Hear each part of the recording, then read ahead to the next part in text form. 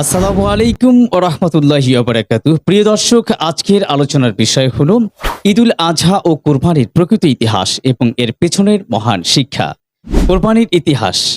ইসলামে কোরবানির ইতিহাস শুরু হয় আমাদের নবী ইব্রাহিম আলাইহিস সালামের সময় থেকে। আল্লাহর পক্ষ থেকে যখন তাকে আদেশ করা হয়েছিল তিনি যেন তার প্রিয় পুত্র ইসমাইল আলাইহিস সালামকে কোরবানি করেন। ইব্রাহিম আলাইহিস সালাম দেরি না করে আদেশ পালনে প্রস্তুত হন। আল্লাহ তার পরীক্ষায় সফলতা দান করেন এবং ইসমাইল আলাইহিস সালামের পরিবর্তে একটি বড় দুম্বা পাঠিয়ে দেন।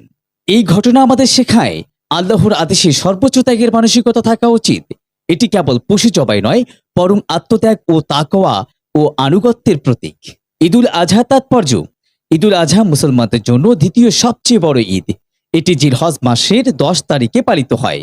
এই দিনে মুসলিমরা আল্লাহর সন্তুষ্টির জন্য পশু কুরবানি দেন এবং তা 3 ভাগে ভাগ করেন: আত্মীয়, গরিব ও নিজের পরিবারের জন্য। কোরবানির মূল শিক্ষা: তাকওয়া অর্থাৎ আল্লাহ ভীতি, ত্যাগ ও আত্মনিবেদন এবং সামাজিক সহানুভূতি। শেষ কথা, প্রিয় ভাই ও বোনদের বলছি, কুরবানি শুধু পশু জবাই নয়, এটি আমাদের আত্মাকে পরিশুদ্ধ করার একটি সুযোগ।